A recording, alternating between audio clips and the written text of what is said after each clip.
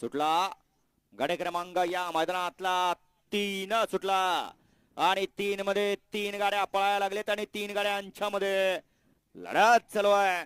इकडे आड्याल्या साईडला पळतोय सर्जा आणि बकासूर आणि तिकडे खाल्ल्या साईडला गाडी पळते मार्तंडची मॅगीची. अतिशय सुंदर अशी लढत चालू आहे परंतु शेवटच्या क्षणाला बाजी मारली ज्या जोडानं अखंड हिंदुस्थान गाजवला असा जोड पळाला सर्जा आणि बकासूर. गाडी क्रमांक 3 चा निकाल.